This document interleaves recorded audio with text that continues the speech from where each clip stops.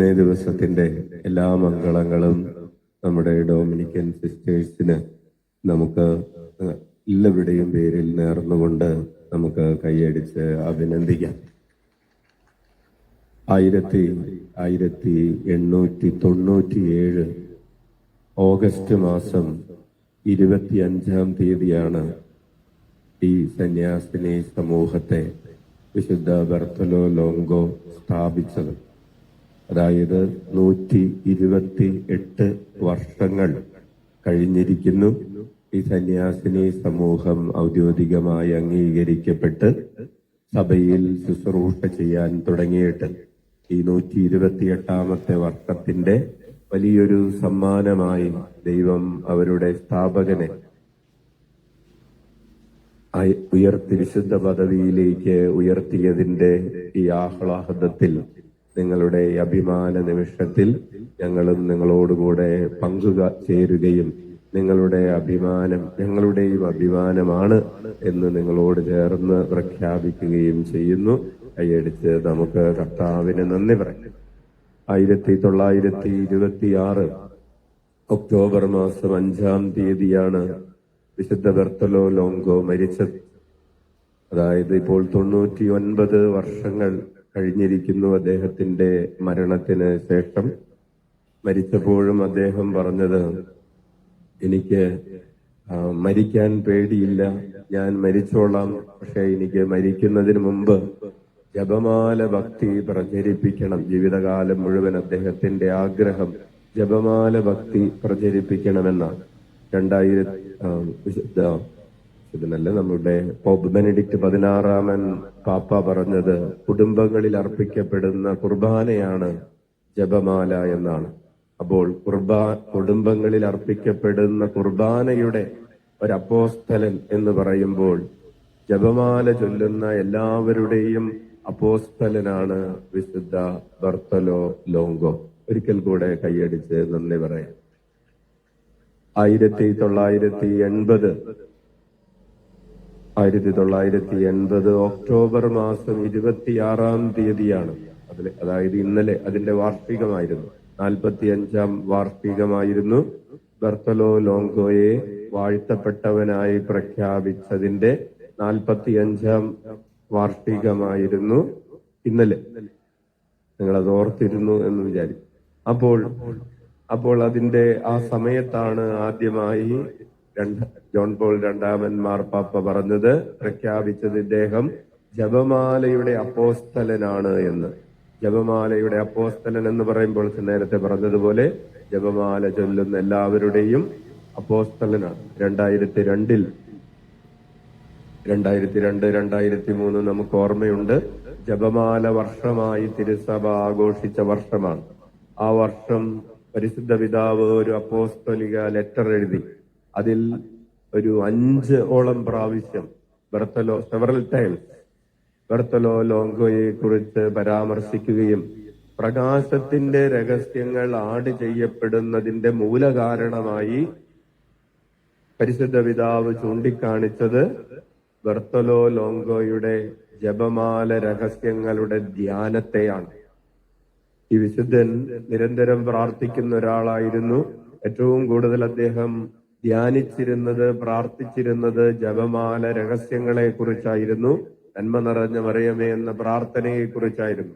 ജപമാല രഹസ്യങ്ങളെ കുറിച്ചുള്ള അദ്ദേഹത്തിന്റെ ധ്യാനം കേവലം അന്നുണ്ടായിരുന്ന 3 രഹസ്യങ്ങളിൽ ഒതുങ്ങി നിൽക്കുന്നതായിരുന്നില്ല. പ്രത്യുത അത് ഈശോയുടെ ജീവിതത്തിന്റെ എല്ലാ കാലഘട്ടങ്ങളെയും അദ്ദേഹം ഈ ജപമാലയുമായി കോർത്തിണക്കി ധ്യാനിക്കുമായിരുന്നു. അതിൽ നിന്നാണ് ജോൺ പോൾ രണ്ടാമൻ മാർപ്പാപ്പ പ്രചോദനം ഉൾക്കൊണ്ടുകൊണ്ട് പ്രകാശത്തിന്റെ ദിവ്യരഹസ്യങ്ങൾ 2002 അത് ഒക്ടോബർ 16-ാം തീയതിയാണ്. 2002 ഒക്ടോബർ 16-ാം തീയതി റൊസാരിയം വെർജിനിസ് മരിയെ എന്ന് പറയുന്ന അപ്പോസ്തലിക ലെറ്ററിൽ അദ്ദേഹം അത് അവതരിപ്പിച്ചത്. അപ്പോൾ അതിന്റെ ഒരു ക്രെഡിറ്റും ആർക്കുള്ളതാണ്? ബർത്തലോ ലോങ്കോയ്ക്ക് ഉള്ളതാണ്, പ്രകാശത്തിന്റെ രഹസ്യങ്ങളുടെ ക്രെഡിറ്റ്. ഇനി 1902-ലും 1903-ലും നോബൽ സമ്മാനത്തിന് ഇറ്റലിയിൽ നിന്നുള്ള നോമിനേഷൻ ഇറ്റലിയിൽ നിന്ന് നോബൽ സമ്മാനത്തിന് നോമിനേറ്റ് ചെയ്യപ്പെട്ടത് ബെർത്തലോ ലോങ്കോ ആയിരുന്നു എന്നതും ഒരു അഭിമാനാർഹമായ, ഒരു സിവിൽ സൊസൈറ്റിക്ക് അഭിമാനാർഹമായ കാര്യമാണ്. 1902 അവിടെയുള്ള ആ ദേശത്തുള്ളവരാണെങ്കിൽ 1903 പോപ്പ് തന്നെ ലിയോ 13 മാർപ്പാപ്പയായിരുന്നു പോപ്പിന്റെ നേതൃത്വത്തിലുള്ള ഒരു നോമിനേഷൻ ബെർത്തലോ ലോങ്കോയ്ക്ക് ലഭിക്കുകയും, പക്ഷേ ഇത് ഒരു റിലീജിയസ് പ്രൊപ്പഗേഷന് വേണ്ടിയിട്ടുള്ള സമാധാന പ്രവർത്തനങ്ങളാണ്. ഒരു ഉദാഹരണത്തിന് അദ്ദേഹം 1896 മുതൽ 1901 വരെ നടത്തിയ ഒരു ക്യാമ്പയിൻ ഉണ്ട്. അതായത് സമാധാനത്തിന് വേണ്ടിയിട്ടുള്ള ഒപ്പ് ശേഖരണം എന്ന് പറയുന്ന ഒരു ക്യാമ്പയിൻ നടത്തി. 12 രാജ്യങ്ങളിലായി നടത്തിയ ഒരു ക്യാമ്പയിൻ. 40 ലക്ഷം പേരുടെ ഒപ്പ് ശേഖരണമാണ് ലോക സമാധാനത്തിന് വേണ്ടി ബെർത്തലോ ലോങ്കോ നടത്തിയത്. 40 ലക്ഷം പേരുടെ ഒപ്പ് ശേഖരണം നടത്തി. നമുക്കറിയാം 19-ാം നൂറ്റാണ്ടിന്റെ അവസാന ഭാഗം എന്ന് പറയുമ്പോൾ കോളനിവൽക്കരണത്തിന്റെ ഒരു സാധാരണ ഒരു ചരിത്രം നമ്മൾ പരിശോധിക്കുമ്പോൾ കോളനിവൽക്കരണത്തിന്റെ, പ്രത്യേകിച്ച് പരസ്പരം മത്സരിക്കുകയും മറ്റ് രാജ്യങ്ങളെ കോളനികളാക്കി മാറ്റാൻ വേണ്ടി അവർ തമ്മിൽ തല്ലുകയും ഒക്കെ ചെയ്യുന്ന ഒരു കാലഘട്ടത്തിൽ ഞങ്ങൾക്ക് സമാധാനമാണ് വേണ്ടതെന്ന് 12 യൂറോപ്യൻ രാജ്യങ്ങളിലുള്ള 40 ലക്ഷം പേരെ കൊണ്ട് പറയിപ്പിച്ച ഒരു പ്രസ്ഥാനത്തിന് നേതൃത്വം കൊടുത്തു. അപ്പോൾ ആ ഒരു പശ്ചാത്തലത്തിലാണ് 1902 ബെർത്തലോ ലോങ്കോയെ സമാധാനത്തിനുള്ള നോബൽ സമ്മാനത്തിന് ശുപാർശ ചെയ്തത്. പക്ഷേ കമ്മിറ്റി അത് നിരസിച്ചതിന്റെ ഏക കാരണം ഇതൊരു റിലീജിയസ് പ്രൊപ്പഗേഷന് വേണ്ടിയാണ് എന്ന് പറഞ്ഞുകൊണ്ടാണ്.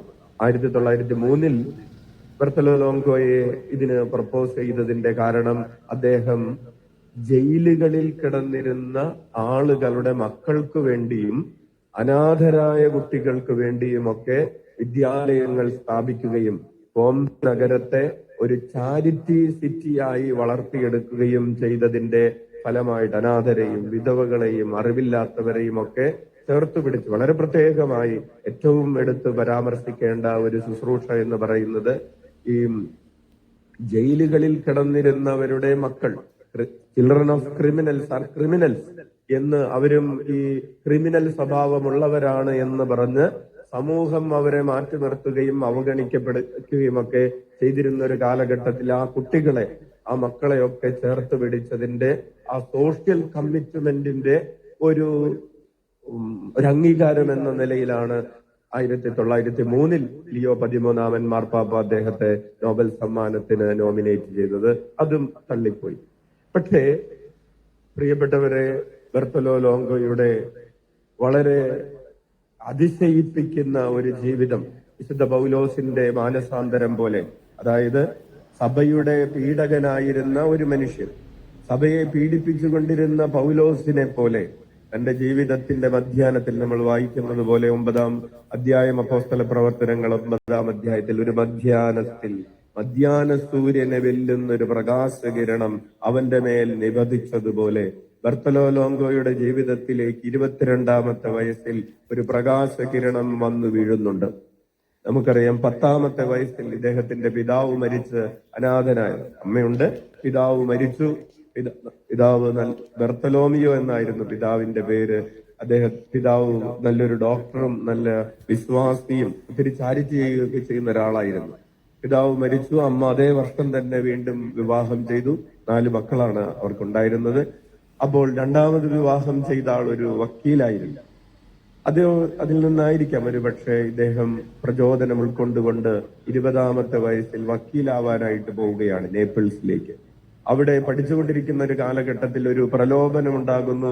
എളുപ്പത്തിൽ ധനം സമ്പാദിക്കാൻ, എളുപ്പത്തിൽ പ്രശസ്തനാകാൻ, എളുപ്പത്തിൽ പോപ്പുലർ ആവുകയും കഴിവുകൾ നേടുകയും ചെയ്യുന്നതിന് പള്ളിയിലിരുന്ന് പ്രാർത്ഥിച്ചിട്ടൊന്നും കാര്യമില്ല, പിശാചിനെ ആരാധിക്കുകയാണ് വേണ്ടത് എന്ന് കൂട്ടുകാരൊക്കെ പറയുകയും അങ്ങനെ അതിലേക്ക് ആകർഷിക്കപ്പെടുകയും നമുക്ക് കേൾക്കാൻ ഇഷ്ടമില്ലാത്ത ഒരു പദവിയിലേക്ക് അദ്ദേഹം എത്തുകയും ചെയ്തു.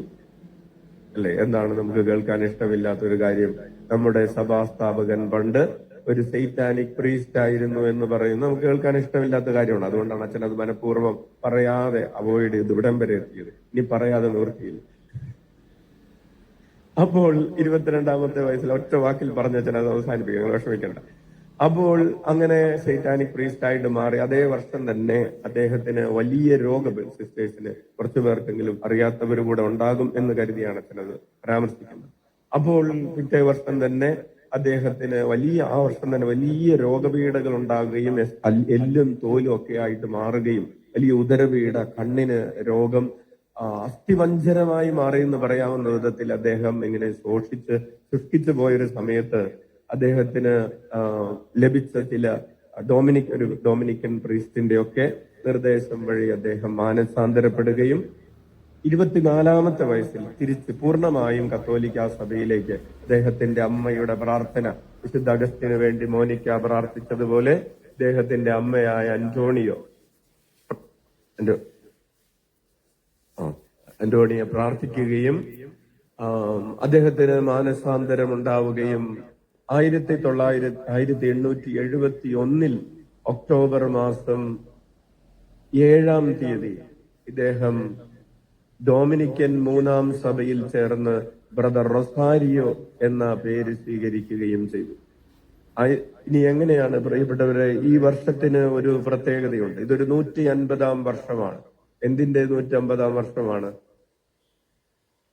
നിങ്ങളുടെ സഭയുമായി ബന്ധപ്പെട്ട് ഒരു 150-ാം വർഷമാണിത്. വളരെ പ്രധാനപ്പെട്ട ഒരു 150-ാം വർഷം. പറയുന്നവർക്ക് സമ്മാനം പറഞ്ഞു. Very good. തിരുത്തിപ്പുറത്തുകാരത്തെ സിസ്റ്ററാണ് സമ്മാനം പറഞ്ഞിരിക്കുന്നത്, ഉത്തരം പറഞ്ഞിരിക്കുന്നത്. കൈയടിച്ചത്. അതായത് ഈ ബോംബെ മാതാവിന്റെ ചിത്രം ബോംബെയിലെത്തിയതിന്റെ 150-ാം വർഷമാണ്. ഈ വർഷം 2025 എന്ന് പറയുന്ന വർഷം 1875 നവംബർ മാസം 13-ാം തീയതിയാണ് ആ ഫോട്ടോ, ആ ചിത്രം ബോംബെയിൽ എത്തിയത്. പക്ഷെ അത് സ്ഥാപിക്കുന്നത് പിന്നത്തെ വർഷം ഫെബ്രുവരി 13-ാം തീയതിയാണ്. അപ്പോൾ പറഞ്ഞു വരുന്നത്, അപ്പൊ ഈ 150-ാം വർഷം ചിത്രവുമായി ബന്ധപ്പെട്ട് മനോഹരമായ കഥകളുണ്ട്, അത്ഭുതങ്ങളുണ്ട്. പ്രിയപ്പെട്ടവരെ, ഈ ചിത്രത്തിന് ഒരു പ്രത്യേകത. ഇപ്പോ നമ്മൾ ഒരു കാര്യം മനസ്സിലാക്കണം. 6000 പേർക്ക് ഇരിക്കാവുന്ന, 6000 പേർക്ക് നിങ്ങൾക്കറിയാവുന്ന കാര്യമാണ്, അച്ഛൻ വായിച്ച് മാത്രം മനസ്സിലാക്കിയിട്ടുള്ള കാര്യമാണ്. 6000 പേർക്ക് സുഖമായി ഇരിക്കാവുന്ന ഒരു ബസിലിക്കയാണ് ബോംബെ മാതാവിന്റെ ബസിലിക്ക. അപ്പോൾ എങ്ങനെയാണ് ഇത്രയും വലിയ 6000 പേർ ഉൾക്കൊള്ളാവുന്ന ഒരു പള്ളിയായി ഈ ബോംബെ മാതാവിന്റെ പള്ളി മാറിയത് എന്നത് പഠിക്കേണ്ട ഒരു ചരിത്രമാണ്. ഇപ്പോൾ നമ്മളിപ്പോൾ പറഞ്ഞുകൊണ്ടിരിക്കുന്നത് ബർത്തലോ ലോങ്കോയുടെ ചരിത്രമാണ്. 1872 ഒരു വക്കീലായിട്ടാണ് ബോംബെ എന്ന് പറയുന്ന ഒരു ഗ്രാമത്തിലേക്ക് ഒരു സാധാരണ നമുക്കിപ്പോ ഒരു ഒറീസയിൽ ഒരു ഗ്രാമം പോലെ, അച്ഛനത് വായിച്ചു നോക്കുമ്പോ അച്ഛന് തോന്നിയത് ഒറീസയിലെ ഒരു ഗ്രാമം പോലെ അവിടെയും ഇവിടെയും ഒക്കെ വീടുകളൊക്കെയുള്ള ഒരു സാധാരണ ഒരു ഗ്രാമത്തിലേക്ക് ഒരു വക്കീലിന്റെ ജോലി ചെയ്യാൻ മരിയാന എന്ന് പറയുന്ന ഒരു വിധവയുടെ 5 മക്കളുള്ള ഒരു വിധവയുടെ സ്ഥലത്തിന്റെ ഒക്കെ കാര്യം, ലീസിന് കൊടുക്കുന്ന കാര്യം ഡീൽ ചെയ്യാൻ വേണ്ടിയിട്ടാണ് ബർത്തലോ ലോങ്കോ ബോംബെ എന്ന് പറയുന്ന ഗ്രാമത്തിലേക്ക് എത്തുന്നത്. അവിടെ ചെല്ലുമ്പോ ബർത്തലോ ലോങ്കോ പിന്നീട് പറയുന്നത് പോലെ, ഞാൻ ഇവിടെ ഒരു വക്കീലായിട്ടാണ് വന്നതെങ്കിലും ദൈവം എന്നെ ഒരു മിഷണറി ആയിട്ട് അയച്ചിരിക്കുന്നു. കാരണം അദ്ദേഹം അവിടെയൊക്കെ ചുറ്റി നടന്ന ആളുകളുമൊക്കെ ആയിട്ട് സംസാരിച്ചപ്പോൾ അവിടെ കടുത്ത വിഗ്രഹാരാധനയാണ്, കടുത്ത അന്ധവിശ്വാസങ്ങളാണ്, അബദ്ധധാരണകളാണ്. ആളുകൾ വള്ളി പോകുന്നില്ല, വിദ്യാഭ്യാസമില്ല, ആതുരാലയങ്ങളില്ല, ഒന്നുമില്ലാതെ ഇരുളടഞ്ഞൊരു ദേശം.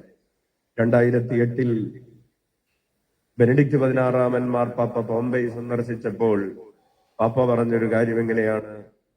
ഒന്നുമില്ലാതെ ഇരുളടഞ്ഞ ഒരു ദേശത്തെ ഈ വിശുദ്ധൻ എല്ലാമുള്ള ഒരു ദേശമായി, ഇരുളടഞ്ഞ ദേശത്ത് നിന്നുകൊണ്ട് ഒരു പ്രകാശത്തിന്റെ നഗരത്തെ സ്വപ്നം കണ്ടുകൊണ്ട് പ്രവർത്തിക്കാൻ തുടങ്ങി. നമ്മൾ ഇരുളടഞ്ഞൊരു ദേശത്തേക്കാണ്, ഇതൊരാത്മീയതയാണ്. നമ്മൾ ഒരുപക്ഷെ കാലെടുത്ത് വയ്ക്കുന്നത് ഇരുളടഞ്ഞൊരു ദേശത്തേക്കാണെങ്കിൽ നമ്മൾ അവിടെ നിന്ന് സ്വപ്നം കാണേണ്ടത് പ്രകാശമുള്ള ഒരു നഗരത്തെയാണ്. നമ്മൾ കാലെടുത്ത് കുത്തുന്ന ദേശത്തിന്റെ പ്രശ്നങ്ങളോ അവിടെയുള്ള ഇല്ലായ്മകളെയോ അവിടെയുള്ള ഇരുളിനെയോ അന്ധവിശ്വാസത്തെയോ പഴി പറയാതെ ആയിരിക്കുന്ന സാഹചര്യത്തെ രൂപാന്തരപ്പെടുത്തുമ്പോഴാണ് നമ്മൾ യഥാർത്ഥത്തിൽ മിഷണറി ആകുന്നത്, ലൈറ്റ് കൊണ്ടുവരുന്ന, പ്രകാശം കൊണ്ടുവരുന്ന ആളുകളായി മാറുന്നത്.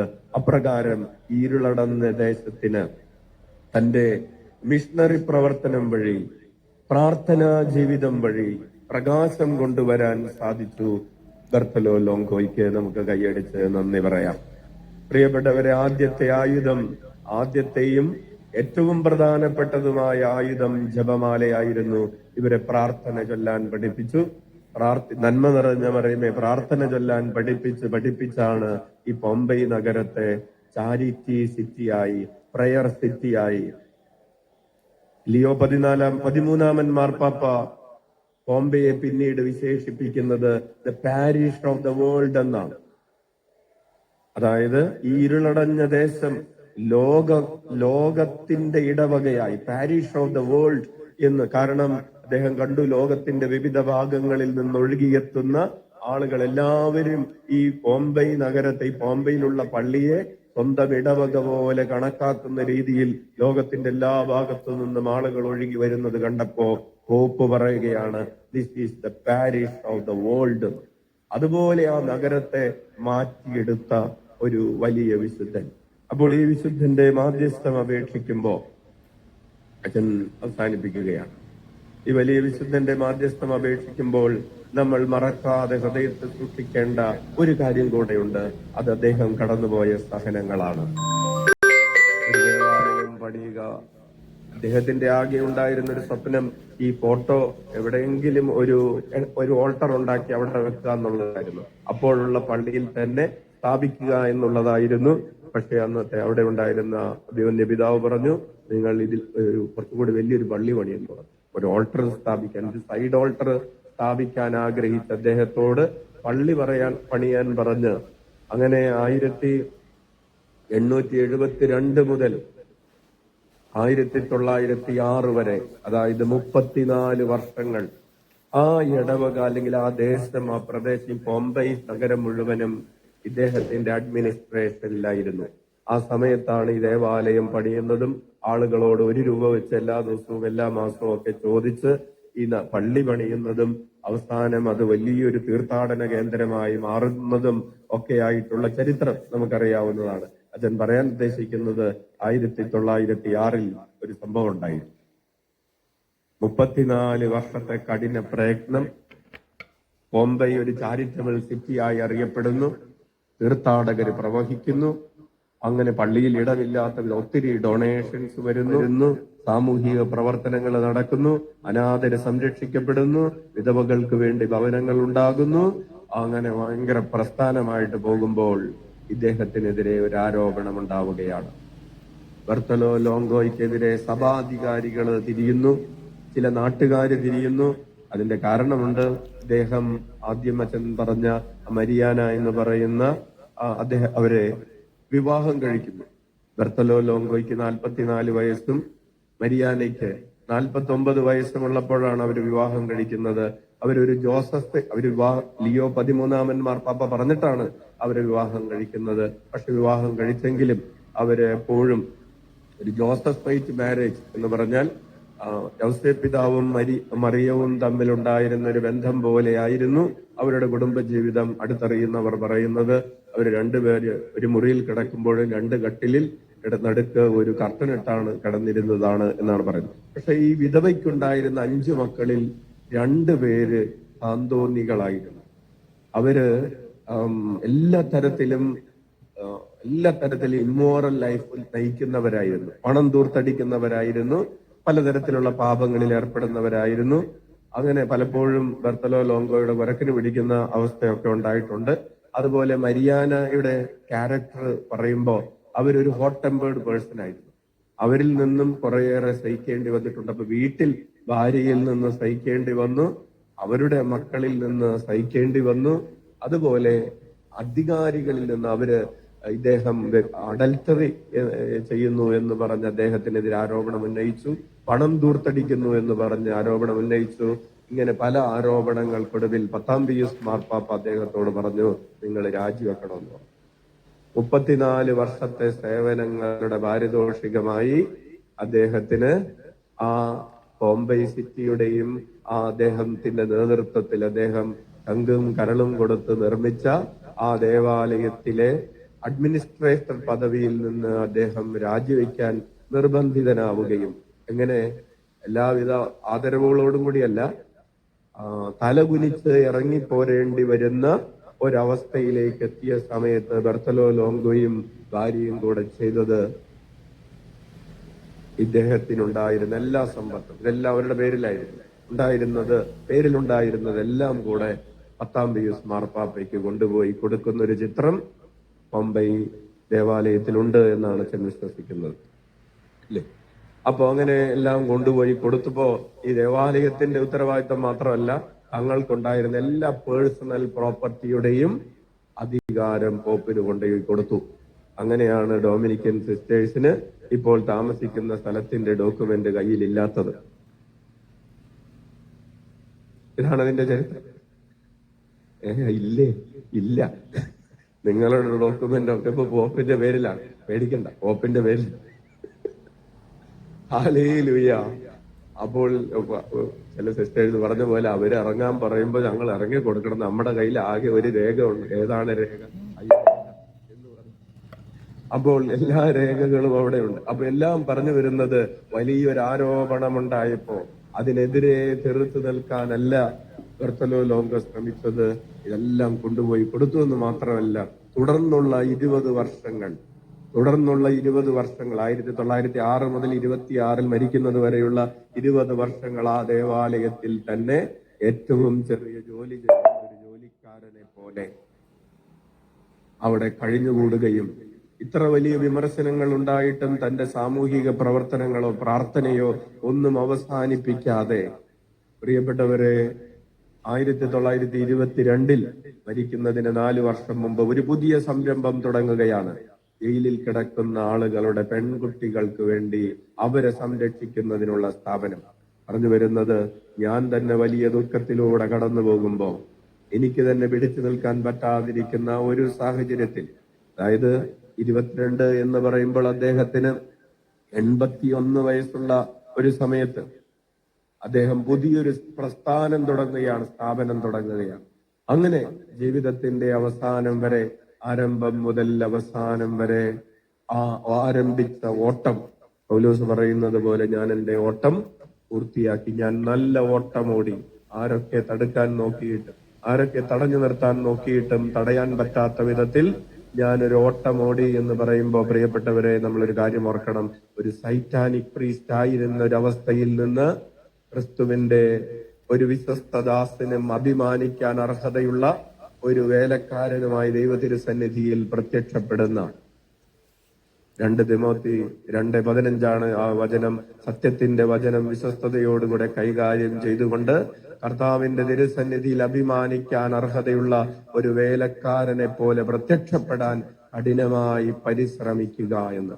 അങ്ങനെ കഠിനമായി പരിശ്രമിച്ചുകൊണ്ട് ദൈവ തിരുസന്നിധിയിൽ അഭിമാനിക്കാൻ അർഹതയുള്ള ഒരു വേലക്കാരനായി ബെർത്തലോ ലോങ്കോ ഉയർത്തപ്പെട്ടതിനെ ഓർത്ത് വീണ്ടും നമുക്ക് കൈയടിച്ച് നന്ദി പറയാം. കഴിഞ്ഞ ഒക്ടോബർ 19-ാം തീയതി 7 വിശുദ്ധരെ വിശുദ്ധ പദവിയിലേക്ക് ഉയർത്തിയപ്പോൾ ബെർത്തലോ ലോങ്കോയ്ക്ക് പ്രത്യേകമായി ഒരു പ്രിവിലേജ് കിട്ടി. നിങ്ങളതറിഞ്ഞോ? 7 പേരെ വിശുദ്ധരായി പ്രഖ്യാപിച്ചപ്പോ ബെർത്തലോ ലോങ്കോയ്ക്ക് മാത്രം കിട്ടിയ ഒരു പ്രിവിലേജ് കൂടെ പറഞ്ഞ് അച്ഛൻ അവസാനിപ്പിക്കാം. എന്തായിരുന്നു ആ പ്രിവിലേജ്? ബെർത്തലോ ലോങ്കോയുടെ കാനനൈസേഷൻ സ്പെഷ്യൽ പ്രോസസ്സിലൂടെയാണ് നടന്നത്. നമുക്കറിയാം, വാഴ്ത്തപ്പെട്ട പദവിയിലേക്ക് ഉയർത്തപ്പെടുന്നതിന് മുമ്പ് ഒരു മിറക്കിള് സംഭവിക്കണം. അത് സംഭവിച്ച ഒരു ഇറ്റാലിയൻ ലേഡിയുടെ ഒരു ഹീലിംഗുമായി ബന്ധപ്പെട്ട് അത് അപ്രൂവ് ചെയ്യപ്പെട്ടു. പക്ഷേ കാനനൈസേഷന് മുമ്പ് നടക്കേണ്ട ഒരു 2ാമത്തെ അത്ഭുതം ഫ്രാൻസിസ് പാപ്പ അത് അക്സെപ്റ്റ് ചെയ്തു കൊടുത്തു. സ്പെഷ്യൽ പ്രോസസ്സിലൂടെ അദ്ദേഹത്തിന് ഒരു സെക്കൻഡ് മിറക്കിളിന്റെ ആവശ്യമില്ല. സെക്കൻഡ് മിറക്കിളിന്റെ ആവശ്യമില്ലാതെ തന്നെ അദ്ദേഹത്തെ വിശുദ്ധനായി പ്രഖ്യാപിക്കാവുന്നതാണ് എന്നൊരു സ്പെഷ്യൽ പ്രോസസ്സിലൂടെയാണ് ബാക്കി 6 പേർക്കും സെക്കൻഡ് മിറക്കിൾ ഉണ്ട്. ഈ വിശുദ്ധ പദവിയിലേക്ക് ഉയർത്തിയത് എന്നത് ആ വിശുദ്ധന്റെ മഹിമ സ്പെഷ്യൽ പ്രോസസ്സിലേക്ക് എടുക്കുമ്പോൾ 2 പ്രധാനപ്പെട്ട കാര്യങ്ങള്, അതായത് ഒരു സംശയവുമില്ലാത്ത വിധത്തിൽ അദ്ദേഹത്തിന്റെ വിശുദ്ധി അറിയപ്പെടുന്നു, തെളിയിക്കപ്പെടുന്നു. രണ്ടാമതായി അദ്ദേഹത്തോടുള്ള ജനങ്ങളുടെ വണക്കം അത്രമാത്രം, പബ്ലിക് വെനറേഷൻ അത്രമാത്രം ശക്തമായതുകൊണ്ട് അദ്ദേഹത്തിന്റെ സെക്കൻഡ് മിറക്കിൾ ആവശ്യമില്ല. ഇതുപോലെ സെക്കൻഡ് മിറക്കിൾ ആവശ്യമില്ലാതെ സഭയിൽ ഇപ്പൊ ഈ അടുത്ത കാലത്ത് വിശുദ്ധ പദവിയിലേക്ക് ഉയർത്തിപ്പെട്ടിട്ടുള്ള മറ്റൊരാളേ ഉള്ളൂ. അത് ജോൺ 23 മാർപ്പാപ്പയാണ്. അപ്പോൾ അത് കാണിക്കുന്നത് സഭ എത്രമാത്രം ബർത്തലോ ലോങ്കോയെ ആദരിക്കുന്നു. ഒരു സ്പെഷ്യൽ, അതായത് ജോൺ 23 മാർപ്പാപ്പയ്ക്ക് വത്തിക്കാൻ കൗൺസിൽ വിളിച്ചു കൂട്ടിയ ജോൺ 23 മാർപ്പാപ്പയ്ക്ക് ലഭിച്ച പ്രിവിലേജ് ബർത്തലോ ലോങ്കോയ്ക്ക് കൊടുക്കാവുന്ന വിധത്തിൽ സഭ ഈ വിശുദ്ധനെ ആദരിക്കുന്നു എന്നുള്ളത് നിങ്ങളുടെ സഭാ സ്ഥാപകനെ കുറിച്ച് അഭിമാനിക്കുമ്പോൾ നിങ്ങൾക്ക് അതുകൂടെ ചേർത്ത് വെച്ച് അഭിമാനിക്കാവുന്നതാണ്. ലോകം നമുക്ക് പ്രത്യേകിച്ച് നമുക്ക് അത്ര പരിചയമൊന്നും ഇല്ലാത്ത വിശുദ്ധനാണെങ്കിലും നമുക്ക് ഇവിടെ മലയാളികൾക്ക് അദ്ദേഹത്തെ തിരുസഭ വളരെയേറെ ആദരിക്കുകയും ഒക്കെ ചെയ്യുന്നതിന്റെ അടയാളങ്ങളാണ്. അത്രയും മതി, ഇനിയുണ്ട്, അത്രയും മതി. അപ്പോൾ പോരെ, നമുക്ക് ഈ വിശുദ്ധനെ കുറിച്ചുള്ള ഈ ചിന്തകള്, ഈ അറിവുകള് നമ്മെ കൂടുതൽ വിശുദ്ധിയിൽ ജീവിക്കാൻ, എത്ര ദൂരം വേണമെങ്കിലും വിശുദ്ധ പദവിയിലേക്ക് യാത്ര ചെയ്യാൻ, നേരത്തെ പറഞ്ഞതുപോലെ ടൈറ്റാനിക് പ്രീസ്റ്റ് എന്ന നിലയിൽ നിന്ന് ആകാൻ പറ്റുന്ന അത്രയും ദൂരം എന്ന് പറയുന്നത് ഒരു വലിയ ദൂരമാണ്. നമ്മൾക്ക് അത്രയും ദൂരം സഞ്ചരിക്കേണ്ട ആവശ്യമില്ല വിശുദ്ധരാകാൻ. നമ്മൾ കുറച്ചും കൂടി പുറത്ത് സഞ്ചരിച്ചാൽ മതി. പക്ഷേ ചോദ്യം ഇതാണ്, ആ ദൂരം നമ്മൾ സഞ്ചരിക്കുമോ? നമുക്ക് ബർത്തലോ ലോങ്കോ സഞ്ചരിച്ച അത്രയും ദൂരം സഞ്ചരിക്കാനില്ല. കന്യാകുമാരിയിൽ നിന്നൊരു കുടുംബം ആവിലയിൽ വന്നതുപോലെ ഇവിടെ നിന്ന് ഒരാൾക്ക് കീഴ്പള്ളിയിൽ നിന്ന് ആവില വരെ അത്രയും ദൂരമൊന്നുമില്ല എന്ന് പറയുന്ന പോലെ നമുക്ക് വിശുദ്ധ പദവിയിലേക്ക് കുറച്ച് ദൂരമേ സഞ്ചരിക്കാനുള്ളൂ. പക്ഷെ ആ ദൂരം സഞ്ചരിക്കാനുള്ള ഒരു തീരുമാനമെടുക്കാം, അതിനുവേണ്ടി പരിശ്രമിക്കാം, ആഗ്രഹിക്കാം. നമുക്ക് കണ്ണുകളടക്കാം.